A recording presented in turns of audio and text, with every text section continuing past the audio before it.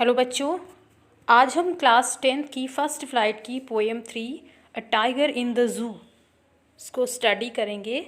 This poem has been written by Leslie Norris. ये poem है एक ऐसे टाइगर के बारे में जिसको शहर के अंदर एक ज़ू में कन्फाइन कर दिया गया है, मतलब कैद कर लिया गया है। आप सभी को पता है कि जो ऐसे जंगली जानवर होते हैं इनका नेचुरल हैबिटेट क्या होता है, एक जंगल, फॉरेस्ट, है ना। लेकिन जब फॉरेस्ट से इन जानवरों को निकाल करके शहरों में लाया जाता है तो वहाँ पर ये जानवर कैसा फील करते हैं अपनी फ्रीडम खोने के बाद, इसका बहुत सुंदर डिस्क्रिप्शन हमें इस पोएम में पोएट ने दिया है। और साथ ही हमें ये मैसेज देने की कोशिश की है कि जो है ये जो काम है जानवरों को ऐसे उनकी फ्रीडम छीन के उनको कन्फाइन कर लेना, ठीक है, उनकी नेचुरल लाइफ उनसे छीन लेना, ये एक कितना गलत काम है और हमें इन सबको तुरंत रोक देना चाहिए। ये बहुत सुंदर मैसेज इस पोएम के माध्यम से पोएट हमें देना चाहता है, ठीक है। Now the explanation of the poem, stanza 1. He stalks in his vivid stripes the few steps of his cage, on pads of velvet quiet in his quiet rays. तो यहाँ पर जो है पोएट कह रहा है कि जो टाइगर है, ही स्टॉक्स, वो स्टॉक्स का मतलब टू मूव करता रहता है इधर से उधर। कहाँ इधर से उधर? केज के अंदर, जिस केज में उसको कन्फाइन किया गया है। आप पिक्चर में देख सकते हैं, the tiger is confined in a cell, है ना। इसको ये केज ना बोल करके सेल बोलते हैं। जू में अलग अलग एनिमल्स के लिए अलग अलग सेल बनाई जाती हैं, है ना, जिससे कोई एक जानवर दूसरे पर अटैक ना करे, एक दूसरे को खाए ना वो लोग। तो वो अपनी सेल में टाइगर क्या करता रहता है, इधर से उधर घूमता रहता है। आपको पता है कि जो ये टाइगर या लॉयन, ये ऐसे जो जानवर होते हैं कितने एक्टिव होते हैं, कितने फियर्स होते हैं, कितने डेंजरस होते हैं, ठीक है, बहुत क्विक होते हैं ये जो है अपने मूवमेंट में। अब इतना फियर्स, इतना स्ट्रॉन्ग, इतना ऐसा मतलब एनिमल एक केज के अंदर कितना हेल्पलेस हो गया है कि उसके पास बस छोटे से प्लेस में इधर से उधर और उधर से उधर आने के अलावा और कोई काम नहीं है। मतलब the tiger is feeling so helpless in the zoo, ठीक है, मतलब अपने आप को बहुत वो बेचारा सा फील कर रहा है कि इतनी पावर होते हुए भी I am unable to do anything. तो उसके बाद कह रहे द फ्यू स्टेप्स मतलब इतनी जगह ही नहीं है कि वो बहुत लंबा चल सके, इसलिए वो बस कुछ ही कदम चलता है और सेल ख़त्म हो जाती है ना। तो अपने केज में बस कुछ कदम इधर उधर चलता रहता है। और कह रहे इन हिज विविड स्ट्राइप्स क्या होती है? लकीरें जो टाइगर पर बनी रहती हैं।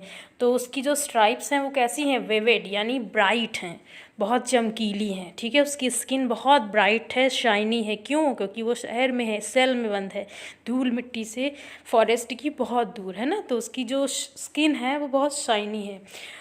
On pads of velvet quite, pads क्या होते हैं? जो उसके पंजे होते हैं, उसका सोल। तो कह रहा है जो टाइगर का सोल है, तलवा है, वो बहुत मुलायम है, वेलवेट के जैसा। वेलवेट एक कपड़ा होता है, बहुत चिकना सा कपड़ा, ठीक है। तो एकदम वेलवेट यानी मखमल का कपड़ा जिसे बोलते हैं, तो मखमल की तरह एकदम गद्देदार और मुलायम उसके जो पंजे हैं, ठीक है। और जब इतनी चीज़ सॉफ्ट होगी, मुलायम होगी, तो कोई भी, इसीलिए वो आवाज़ नहीं आती है जब वो चलता है। तो इसीलिए कह रहे हैं उसके जो स्टेप्स हैं वो एकदम क्वाइट हैं, शांत हैं, यानी उसके पैरों की कोई आवाज़ नहीं आती, ठीक है। और कह रहे बस वो इधर से उधर आता जाता है, मूवमेंट करता रहता है इन हिज क्वाइट रेज। यहाँ बहुत सुंदर वर्णन किया है पोएट ने, कहता है क्वाइट रेज। क्वाइट मतलब शांत और रेज मतलब गुस्सा।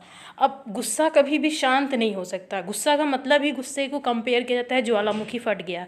तो यहाँ पर जो टाइगर का गुस्सा है वो एकदम शांत है, मतलब बाहर से टाइगर हमें एकदम शांत नज़र आता है, लेकिन उसके अंदर बहुत अथाह गुस्सा भरा हुआ है इंसानों को लेकर, अपनी सिचुएशन को लेकर के, क्योंकि उसके अंदर बहुत कैपेसिटी है, बहुत पावर है, बहुत फियर्सनेस है, बहुत ज़्यादा जो है स्ट्रेंथ है, लेकिन इतना सब कुछ होते हुए भी वो उसको दिखा नहीं पाता और इसी चीज़ का एंगर वो अपने मन में लेकर के बैठा हुआ है। और ये एंगर हमें उस टाइगर की आंखों में आसानी से दिखाई दे रहा है, ये पोएट यहाँ पर बताना चाह रहा है। Now stanza number 2. He should be lurking in shadow, sliding through long grass, near the water hole where plump deer pass. अब कवि जो है इमेजिन कर रहा है, वो कल्पना कर रहा है कि अगर ये टाइगर जो कि अभी ज़ू में बंद है, कन्फाइंड है, अगर ये अपने नेचुरल हैबिटेट में होता तो ठीक है, means if the tiger had been in its natural habitat then what should it have done. ठीक है, यानी तब ये क्या तब ये क्या करता अगर ये अपने नेचुरल हैबिटेट में होता, यहाँ कन्फाइंड ना होता तो यहाँ पर पोएट अपने कुछ थॉट्स दे रहा है. वो कहता है कि अगर टाइगर अपने नेचुरल हैबिटेट में होता तो he should be lurking in Shadow. Lurking means क्या होता है, छिप के घात लगाना. आपने देखा होगा कि शेर और जो टाइगर्स लॉयंस होते हैं वो जनरली पेड़ों के पीछे झाड़ियों में छिप जाते हैं और वहीं से घात लगाते हैं. घात लगाने का मतलब शिकार की खोज में बैठते हैं, जैसे शिकार आता है उसके ऊपर झपट पड़ते हैं, तो उसी को कहते हैं लर्किंग यानी घात लगाना. ठीक है, शैडो यानी छाया में छुप करके बैठा होता. स्लाइडिंग थ्रू और धीरे धीरे खिसक रहा होता. लॉन्ग ग्रास, उस लंबी लंबी घास के बीच में छुप के खिसक रहा होता, उसी में से होके, है ना. आगे कह रहे near the water hole. Water hole से मतलब है यहाँ पर एक वाटर बॉडी, तालाब आप कह सकते हैं, सरोवर कह सकते हैं. तो कह रहे हैं जनरली क्या होता है, जो एनिमल्स होते हैं जब उनको प्यास लगती है वो जंगल में कहीं भी रहते हों, लेकिन पानी पीने के लिए वो वाटर बॉडीज़ के पास ज़रूर आते हैं. तो इसलिए टाइगर्स, लॉयंस, ऐसे जो खतरनाक डेंजरस एनिमल्स होते हैं वो घात लगाकर वहीं बैठते हैं कि जैसे कोई एनिमल आएगा हम उसके ऊपर झपट पड़ेंगे. ठीक है, तो कह रहे वो वहीं पर वाटर होल के पास ही बैठा होता छुप करके घात लगा के, जहाँ पर वेयर प्लम्प मीन्स होते हैं फैट, मोटे ताजे, है ना. डियर हिरन पास, जहाँ पर जो है मोटे मोटे हिरन आते पानी पीने के लिए, और तभी टाइगर उनके ऊपर अटैक करता और उनको अपना शिकार बनाता, है ना. तो ये सब जो है पोएट कह रहा है कि अगर टाइगर अपने नेचुरल हैबिटेट में होता तो ये सब कर रहा होता. इसका मतलब ये नहीं है कि यहाँ पर पोएट जो है इस चीज़ को सपोर्ट कर रहा है कि जो वैसे एनिमल्स जो बिल्कुल डेंजरस नहीं हैं उनको मार दिया जाना चाहिए. नहीं, यहाँ पर पोएट जो है फूड चेन को जो है सपोर्ट कर रहा है, क्योंकि फूड चेन जो होती है कि शाकाहारी जो जानवर होते हैं वो साग सब्जियाँ खाते हैं, फिर जो मांसाहारी होते हैं वो उन छोटे जानवरों को खाते हैं. तो ये एक फूड चेन है. अगर हमने इस फूड चेन के साथ छेड़छाड़ की तो इसके जो परिणाम होंगे वो बहुत डेंजरस होंगे. इसलिए बस जो पोएट है वो नेचुरल चीज़ों को सपोर्ट कर रहा है, इसके अलावा और कुछ नहीं. मतलब नेचुरली जो भगवान ने जैसा बनाया है वैसा होना चाहिए. The poet is supporting this idea. Now stanza 3. The poet says that he should be snarling around houses at the jungle's edge, bearing his white fangs, his claws, terrorizing the village. Means अभी आपने second stanza में पढ़ा कि if the tiger had been in its natural habitat then what was it doing, है ना. तो वो उस समय वहाँ पर क्या कर रहा होता. तो उसी चीज़ को कंटिन्यू करते हुए पोएट आगे कहते हैं कि और क्या करता टाइगर. कह रहे ही शुड बी स्नार्लिंग, वो दहाड़ रहा होता. ठीक है, कहाँ दहाड़ रहा होता, अराउंड हाउसेस, घरों के आसपास दहाड़ रहा होता, लोगों को टेरराइज करने के लिए, डराने के लिए, है ना. और कहाँ के घर, जो कह रहे हैं एट दी जंगल्स एज, जो जंगल के किनारे बने हुए घर हैं. ठीक है, यानी जहाँ पे जंगल ख़त्म होता है और एक बस्ती शुरू होती है, तो कह रहे वो जंगल के किनारे आकर उन्हीं घरों के पास दहाड़ के अपनी साउंड निकाल के, ये एक साउंडिंग वर्ड है, ठीक है, जो टाइगर की साउंड को यहाँ पर रिप्रेजेंट कर रहा है. तो कह रहे वो अपनी जो है डरावनी साउंड से वो लोगों को डरा रहा होता. और क्या कर रहा होता, बेयरिंग हिज वाइट फैंग्स होते हैं, जैसे आपने देखा होगा कि ये जो टाइगर, लॉयन जो है, डॉग्स, उनके जो आगे के दांत होते हैं जो थोड़े नुकीले होते हैं, यानी कैनाइन टीथ्स जो होते हैं, तो उन्हीं को यहाँ पर फैंग्स बोला गया. यानी वो अपने उन दांतों को दिखा के, बेयरिंग मतलब अनकवर करके, वो दिखा करके, अपने क्लॉज, अपने पंजे दिखा करके, ये सब काम करके वो क्या कर रहा होता, टेरराइजिंग द विलेज, गांव वालों को डरा रहा होता. ठीक है, यानी वो इस तरह से पूरे गांव में अपना आतंक फैला रहा होता. If it had not been confined in the zoo, अगर इसको ज़ू में कन्फाइन ना किया गया होता तो, ठीक है, तो वो ये सब कर रहा होता. But he is locked, now the poet is very disappointed, अपनी निराशा व्यक्त करता है कि अगर, लेकिन है क्या, रियलिटी क्या है, ये तो सब वो इमेजिन कर रहा था ना कि अगर ऐसा होता तो ये टाइगर ऐसा कर रहा होता, यानी टाइगर अपनी फियर्सनेस, ठीक है, पूरी शो कर रहा होता। अगर वो अपनी नेचुरल हैबिटेट में होता तो वो दिखा रहा होता कि उसके अंदर कितनी पावर है, कितनी स्ट्रेंथ है, वो कितना फियर्स है ना। लेकिन सब क्या है, situation is just opposite, situation बिल्कुल अपोजिट है क्या, रियलिटी में ही इज़ लॉक्ड, टाइगर तो क्या है, लॉक्ड है, ताले में बंद है।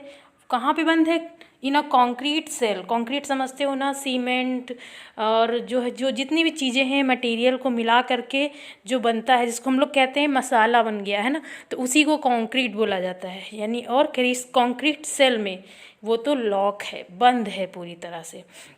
हिज स्ट्रेंथ बिहाइंड बार्स, और उसकी जो स्ट्रेंथ है, शक्ति है, वो भी कहाँ है, बिहाइंड बार्स, ये जो सलाखें हैं, ठीक है, प्रिजन की, उसी के पीछे उसकी सारी स्ट्रेंथ छुपी हुई है, ठीक है। आगे, stalking the length of his cage, और वो क्या करता रहता है, बस कि उसकी इतनी पावर होते हुए भी उसकी पूरी स्ट्रेंथ इन्हीं के पीछे, यानी वो इन बार्स के पीछे होने के कारण ही अपनी स्ट्रेंथ नहीं दिखा पाता है जो उसके अंदर अभी भी है ना। बस क्या करता रहता है, वो मजबूर होके stalking the length of his cage, अपने उस केज की बस लंबाई में ही वो इधर उधर क्या करता रहता है, स्टॉक करता रहता है, मूव करता रहता है ना, टहलता रहता है। इग्नोरिंग विजिटर्स, और जो विजिटर्स उसको देखने के लिए आते हैं ज़ू में, उनको वो इग्नोर करता है, क्योंकि वो जानता है कि अगर वो चाहे भी तो उन्हें डरा नहीं सकता। अगर वो उनको डराने की कोशिश भी करेगा तो कोई डरेगा नहीं। क्यों, because it is behind the bars, क्योंकि वो क्या है, सलाखों के पीछे है, इसलिए कोई भी उससे डरने वाला नहीं, इसलिए वो बस इग्नोर कर देता है, किसी पर भी कोई ध्यान नहीं देता। Now the last stanza of the poem. He hears the last voice at night, the patrolling cars, and stares with his brilliant eyes at the brilliant stars. अब इस लास्ट स्टेंजा में पोएट कह रहा है कि जो टाइगर है, जब रात हो जाती है ना, यानी पूरा दिन बीत जाता है, जब रात हो जाती है तो वो क्या करता है, ही हेयर्स, वो सुनता है, ठीक है, क्या सुनता है, the last voice at night, रात की आखिरी आवाज़, और वो आवाज़ किसकी होती है, वॉइस मीन्स आवाज़, वो आवाज़ होती है पेट्रोलिंग कार्स की, यानी जो ज़ू के अंदर कार्स आती हैं, पेट्रोलिंग कार्स, जो वॉच करती हैं कि कोई ज़ू में रह तो नहीं गया, कोई जानवर का जो कोई भी खिड़की खुली तो नहीं रहेगी कि कोई जंगली जानवर बाहर आ जाए या भाग जाए, है ना, शहर में चला जाए, तो वो पेट्रोल करने के लिए आती हैं, वॉच करने के लिए आती हैं, तो उनकी बस कार्स की आवाज़ों को वो सुनता है। एंड स्टेयर्स, और क्या करता है वो, मतलब वो उन कार्स की आवाज़ों को सुनता है लेकिन उनको भी इग्नोर करता है, और क्या कहते हैं, और वो स्टेयर करता रहता है, घूरता रहता है, ठीक है, कहाँ घूरता रहता है, विद हिज ब्रिलियंट आइज़, अपनी चमकीली आँखों से, एट द ब्रिलियंट स्टार्स, चमकीले तारों को, ठीक है। इस लाइन में के द्वारा जो पोएट ये मैसेज दे रहे हैं या ये समझाने की कोशिश कर रहे हैं कि जो टाइगर है वो लास्ट में रात में जब वो स्टार्स देखता है तब उसकी आँखों में एकदम एक अलग तरीके की चमक दिखती है, ब्रिलियंट हो जाती है उसकी आइज़। क्यों आँखों में चमक कब आती है, जब हमें होप मिलती है, कोई आशा मिलती है, उम्मीद मिलती है। तो टाइगर जब स्टार्स को देखता है तो पोएट को ऐसा लगता है कि मे भी तब टाइगर को शायद वो दिन याद आ जाते हैं जब वो कहाँ था, अपने नेचुरल हैबिटेट में था, जंगल में था, और जंगल में उसको खुला आसमान दिखता रहा होगा और वहाँ भी वो स्टार्स देखता होगा रात में। तो जब यहाँ भी ज़ू के अंदर भी जब रात होती है उसको स्टार्स दिखते हैं तो मे भी वो शायद तब अपनी लाइफ को अपनी वहाँ वाली जंगल वाली लाइफ से कंपेयर करता है, और शायद तब उसे कुछ उम्मीद मिलती है कि जो है वो एक दिन वहाँ जाएगा, या उसको कुछ सिमिलैरिटी लगती है, तो तब जाकर उसके कुछ उम्मीदें जागती हैं, उसको कुछ खुशी मिलती है। दैट्स वाई उसकी आंखें उस टाइम क्या हो जाती हैं, ब्रिलियंट हो जाती हैं, है ना, यानी उसको लास्ट में कुछ होप मिलता है रात में उन तारों को देखकर। तो बस ये थी पोएम। इसके द्वारा बस पोएट हमें ये मैसेज दे रहे हैं कि कैसे जैसे हमें अपनी फ्रीडम प्यारी है, कहते हैं कि freedom is much more important than food, है ना। यानी जो फ्रीडम है वो फूड से भी ज़्यादा ज़रूरी है, खाने से भी ज़्यादा। और इसका एक बहुत अच्छा एग्जाम्पल है कि जब हम बर्ड्स को पिंजड़े में बंद करते हैं और हम उनको खाना देने के लिए अगर कभी ही उस केज से निकालते हैं तो वो चाहे कितनी भी भूखी हो वो खाना ना खा के उड़ जाती है ना। तो जो है इसका मतलब कि जो बर्ड हो, एनिमल हो, इंसान हो, सबको सबसे ज़्यादा क्या प्यारी है, आज़ादी प्यारी है ना। तो जैसे हमें हमारी आज़ादी प्यारी है तो हमें भी ये चीज़ समझना चाहिए कि ये जो बेजुबान जानवर हैं जो कुछ कह नहीं सकते, ठीक है, कुछ अपनी तकलीफ़ हमें बता नहीं सकते, उनकी भी फ्रीडम ज़रूरी है, ये हमें समझना होगा। उनको भी अपनी फैमिली के साथ रहना अच्छा लगता होगा, ये चीज़ें भी हमें समझना होगा। Thank you.